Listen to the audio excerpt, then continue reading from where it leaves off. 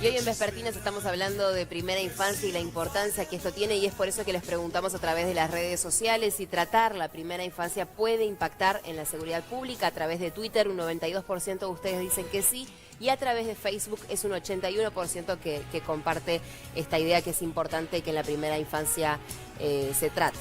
Bueno, el proyecto de ley sobre primera infancia entró la semana pasada en el Parlamento y estamos con su impulsora, la diputada por el Frente Amplio y es ex subsecretaria del Ministerio de Salud Pública, Cristina Lustenberg. Bienvenida, gracias por acompañarnos. Muchas gracias y buenas tardes. ¿Tratar la primera infancia puede impactar en la seguridad pública? Sí. ¿A posteriori? ¿Por qué?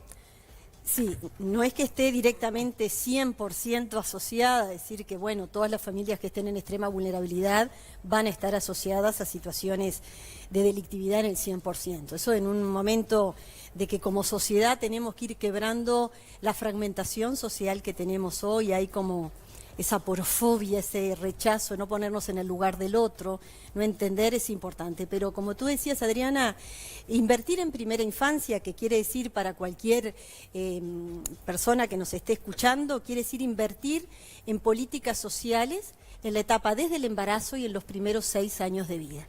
Y eso está demostrado que tú decías, como dijo mucho de la audiencia por las vías de comunicación que ustedes tienen, impacta directamente, impacta en el aprendizaje. Un país que está muy preocupado por la trayectoria educativa, por la fragmentación social, por la inseguridad, es un país que debe reforzar la inversión y cómo se invierte en apoyando a las familias en la primera etapa de la vida. Como tú dijiste en la síntesis del bloque anterior, hay evidencia. Invertir en primera infancia es la política más efectiva y segura para inhibir la reproducción de la pobreza y la inequidad social. Hay argumentos. Esto es un tema de derechos, como también ustedes presentaron en el bloque anterior y la directora del Hogar del Bebé lo destaca, es una concepción de derechos, pero también cuando uno diseña políticas públicas, cuando uno asigna recursos, cuando los recursos son de la ciudadanía, también tenemos que ver, quienes tenemos responsabilidades legislativas en el Ejecutivo, en el Poder Judicial, donde la asignación de recursos tiene más impacto. Y Jane Heckman, que ganó el premio, es profesor, economista de la Universidad de Chicago, que ganó el premio Nobel en el año 2000, él ha asesorado a todos, y Estados Unidos no es un ejemplo de políticas de protección social, como sí pueden ser los países nórdicos o Japón u otros países más desarrollados. Pero sí él ha asesorado a todos los presidentes de Estados Unidos, tanto demócratas como republicanos, demostrando eso, que por cada dólar que se invierte en apoyando a las familias en servicios de calidad, ahora hablamos un poco más, en impactando en la etapa de 0 a 6, ese niño, ese individuo al llegar a la etapa adulta, alrededor de 18 o 20 años, le reditúa a la sociedad entre 8 y 18 dólares, teniendo mejor trayectoria educativa, mejores habilidades socioemocionales, quiere decir cómo nos vamos a relacionar con nuestros pares, y por supuesto menores índices de delictividad y mayor posibilidades de tener mejores habilidades para enfrentar para enfrentar la vida. Entonces, y también esto hay muchísima evidencia, porque hoy vi a Valeria y fue cuando estaba del otro lado allá. Yo era estudiante de la Facultad de Medicina y era en el año 87-88 y ya fui a escuchar a Juan Pablo Terra y a un equipo de economistas, que entre esos estaba la economista Mabel Hoppenheim, que hoy me di cuenta sentada ahí que era su mamá, donde yo, imagínense que en el año 87 tenía 21 años, 22, y ya los iba a escuchar a ellos, donde ellos ya nos advertían los problemas que el Uruguay íbamos a tener en los próximos 30 años, vinculados a eso, a trayectoria educativa, a fragmentación social y territorial, a una sociedad más violenta, por no ir viendo un fenómeno que el Uruguay tiene muy estructural, que es la infantilización de la pobreza. Y realmente eso es lo que nos ha sucedido en los últimos años. Y yo he trabajado, yo soy médica pediatra antes de ocupar funciones de responsabilidad pública, y hace muchos años trabajo con familias. Médicamente, ¿por qué es importante esto? ¿Cuál es el cambio en corporal o físico? Bueno, eso ustedes me deben haber visto, porque en todos los lugares es una imagen dura. Esto hay mucha evidencia desde la psicología, de la economía, de la antropología, pero la neurociencia en los últimos años ha mostrado muchísimo que hay evidencia de por qué. Fíjense. Podemos mostrar la imagen, sí, si querés, no. así. Mientras luego lo contás, Eso, Inés.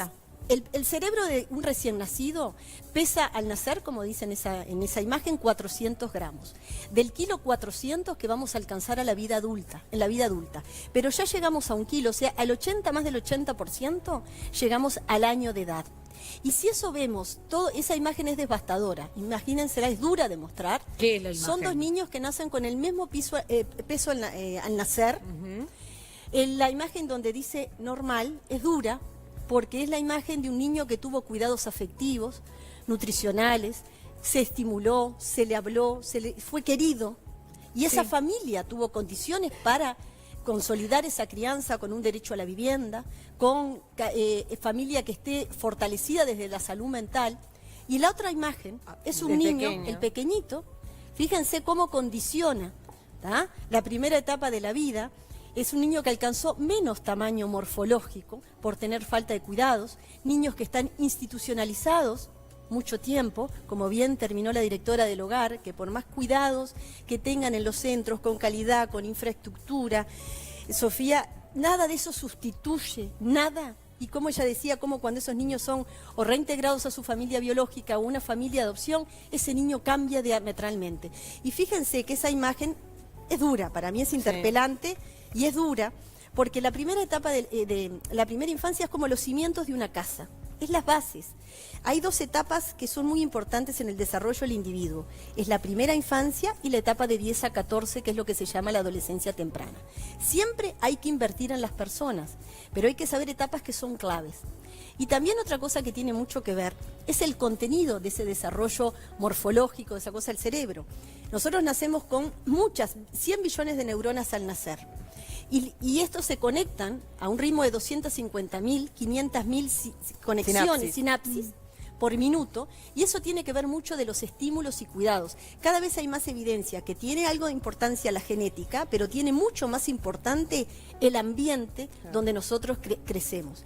Y después, en las habilidades para aprender, y por eso es el cambio que tenemos que hacer, y el Uruguay, cuando después, si me da tiempo de hablar por qué de la ley y algunas cosas, históricamente ha tenido un gasto social pro adulto o empieza a invertir más en los niños en la etapa que ¿Qué quiere decir un gasto social pro adulto? Vamos a aclarar un poco. Quiere decir que este país, que en los últimos años, si yo les digo, hablando de la fuerza política que yo represento, si bien a mí me gusta mucho un análisis que hace Gustavo de Armas en un estudio UNICEF, donde también arranca políticas públicas que han impactado, como la creación de los centros CAIF, que vienen desde el año 1988, y es un ejemplo de una política de Estado que ha aumentado al día de hoy su cobertura, dependiendo del INAU, con la puesta a punto del Sistema Nacional Integrado de Cuidados, pero que comenzó en el 88 y lo hemos logrado mantener hasta ahora.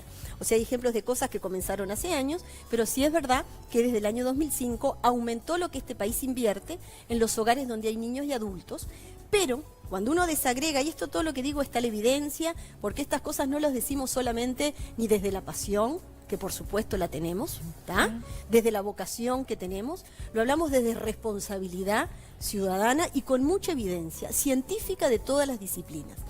Y eso quiere decir hoy, Valeria, que el Uruguay, pese a ese aumento que en los últimos años ha aumentado lo que invertimos en niños y adultos a un ritmo de un 117%, que anual. Eso, anual, y eso ha significado que del PBI, en la década del 90 se invertía un 3,7% en políticas sociales que impacten en hogares donde hay niños y adolescentes, y ahora pasa un 5,7%, o sea, el aumento ha sido notorio, pero ese aumento hoy significa que solamente invertimos un 23%, del 100% solo un 23% en los hogares donde hay niños y adolescentes.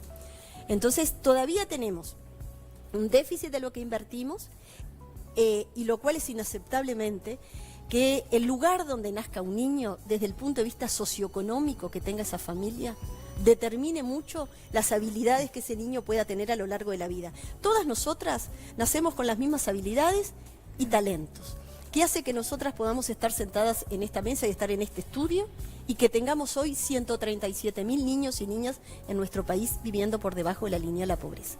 Y eso tiene mucho que ver, cuando yo les decía también, para que la población, bueno, no todos tenemos por qué saber, pero a mí hay cosas que me parece que son de sentido común, pero está bueno que las aclaremos. Las habilidades cognitivas, lo que va a aprender el niño en la escuela, las habilidades cognitivas superiores, las habilidades numéricas, el lenguaje, las habilidades sensoriales, tiene que ver, el mayor impacto de eso se consolida también en los primeros años de vida. O sea, ya cuando ese niño se ingresa en la actividad educativa, por eso el sector educativo, las maestras y maestros hace años que realmente vienen trabajando en poner en la escena que el sector educativo, la escuela, el liceo, las diferentes modalidades de aprendizaje ayudan y muchísimo, porque hay que saber que no hay mejor política social que la que se logra a través del trabajo y los salarios. Pero para uno poder tener trabajo y salarios de calidad tenemos que tener una trayectoria educativa fuerte. Y fíjense que hoy en el Uruguay venimos arrastrando una situación que ha venido mejorando, pero solamente 1/3 de los adolescentes y jóvenes en nuestro país egresa del ciclo de la educación media superior. Y tiene que ver muchísimo con la primera etapa de la vida. Por esta razón, o sea, por cómo son las políticas públicas o por esta cuestión de no invertir lo suficiente en la primera infancia, ¿es que tú renunciaste al Ministerio de Salud Pública o es porque querías ir desde otro lugar a pelear esta batalla en la que estás? Bueno, eso tuvo algo que ver, de decir yo desde el Ministerio de Salud Pública y anteriormente, porque anteriormente yo en la administración pasada coordiné un programa que se llama Uruguay Crece Contigo, que hoy está inserto en el Ministerio de Desarrollo Social, y desde el 2005 trabajaba dirigiendo el área niñez y adolescencia de la Administración de Servicios de Salud del Estado. O sea, hace mucho tiempo vengo trabajando como técnica y con responsabilidades políticas, que bueno, la que mayor tuve fue como viceministra de Salud, tratando de trabajar mucho más en invertir y en el diseño, o sea que hemos hecho muchísimo, por eso tenemos los indicadores hoy, Valeria, de mejora de la pobreza infantil, ha mejorado en nuestro país,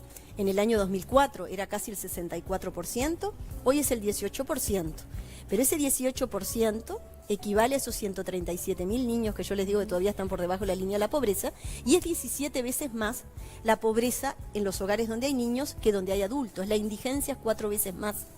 Entonces, nosotros hemos trabajado en muchos de esos ámbitos y después cumplimos un ciclo en el Ministerio de Salud Pública y sí le manifestamos al presidente actual. En este proceso nos ha acompañado mucho la vicepresidenta de la República, el Ministerio de Economía y Finanzas y actores de todo el sistema político. Sí decidimos trabajar desde el Parlamento para impulsar esta ley. Desde que nosotros llegamos hemos trabajado en esto y que bueno, la semana pasada comenzó, como ustedes dijeron al inicio, comienza la discusión a nivel parlamentario, y también le quiero decir a la ciudadanía que hemos tenido, esto es una iniciativa de nuestra fuerza política con el apoyo de todos los sectores de Frente Amplio, pero todos los sectores y todos los partidos tradicionales que hoy integran el sistema político han manifestado su apoyo en esta iniciativa. Ahora, Cristina, más allá de eso, ¿qué implica este proyecto de ley a lo práctico? ¿No? A lo práctico no a lo teórico, sino al... Vamos a lo práctico. Es una política pública que es como una segunda etapa de las reformas que llamamos sociales, donde se diseña la política en función de los niños y de sus familias. Y en función de eso, el Estado es garante en el tiempo adecuado que precisa ese niño y esa familia. Pongamos el ejemplo, y acá hay muchos, no solamente estamos hablando de la población de extrema vulnerabilidad, estamos hablando una pareja formada hoy, esa familia, con un niño que tiene que acceder a un alquiler y tiene que pagarse un centro de educación inicial o primera infancia para poder compatibilizar, y esa familia tiene, todavía hay 400.000 trabajadores y trabajadoras que tienen sueldos de 20.000 pesos y tienen que compatibilizar un centro de educación inicial o un jardín, como le quieran llamar, más. ¿Qué pasa con esas mujeres? Dejan de trabajar la mayoría porque realmente se les hace muy difícil conciliar. Bueno, nosotras lo vemos en nuestra vida cotidiana, el esfuerzo que hacemos para conciliar la crianza con...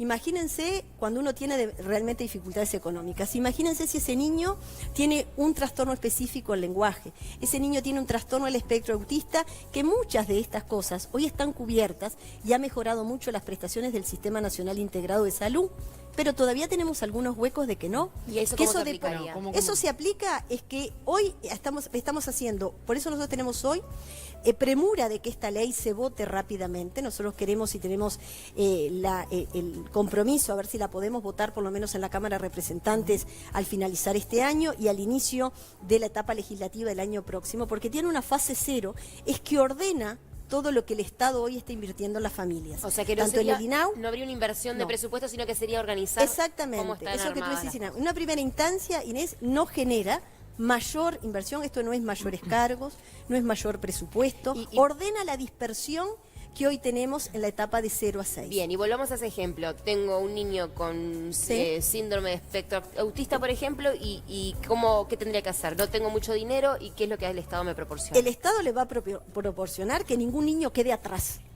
O sea, el Estado, nosotros vamos a identificar todas las prestaciones que tenemos, tanto el sistema de salud público y privado, las que hoy otorga el BPS si sus papás son trabajadores del sistema privado, que hay muchos centros interdisciplinarios que tienen convenio con el BPS, qué prestaciones y programas tiene el INAU, cuál tiene el Ministerio de Desarrollo Va como Social. una ventanilla Viviana, única, digamos, en la que yo puedo ir, yo soy constituyo una familia que tengo un niño y estoy en problemas, o cuáles son mis dificultades, y me van a ayudar a ver por dónde con un Estado eficiente en el tiempo real que precisan esos niños. Vivienda, imagínense. Mira, y yo te interrumpo un segundo para dar un ejemplo. Hace poquito salió una noticia de una familia que buscó apoyo social en la sociedad porque necesitaban hacer un tratamiento a una hija y no sabían que por ACE lo podían hacer. Exacto. O sea que ese tipo de falta de comunicación que hay ahora con el Estado se evitaría. Entre los derechos que están hoy garantizados por el Estado y las debilidades que tenemos, eso se va a identificar.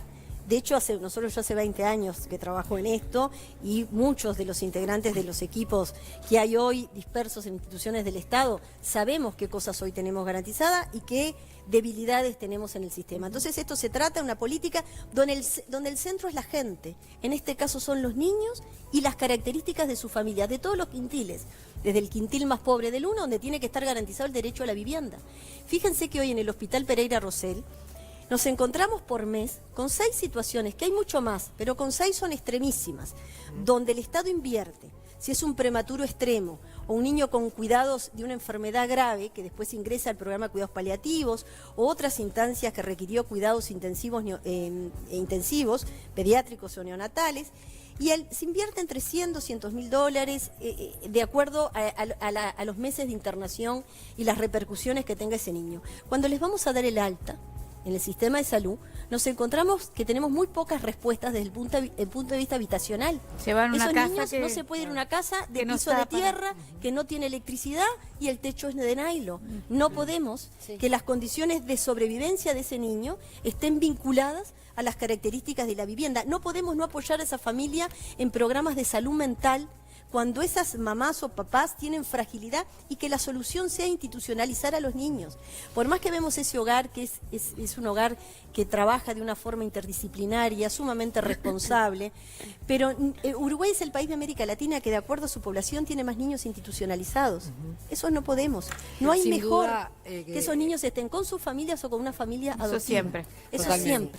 siempre. Bueno, nos quedamos sin tiempo, tenemos que despedir el programa directamente. No a ti, sino nosotros. Nosotras todas. Muchas gracias por estos 2 minutos. No, gracias a ustedes y lo último, 2 segundos, es esto, que la ciudadanía se apodere, esto tiene que ser de todos, de los ciudadanos, de todos los partidos políticos, de todas las creencias ideológicas, pero que entendamos que tenemos que ser muy generosos, que el futuro de un niño siempre es hoy. Si estamos proyectando una población para adelante, bueno, hoy tenemos que garantizar los máximos cuidados a cada niño o niña que nace. Muchas Gracias. gracias. Placer.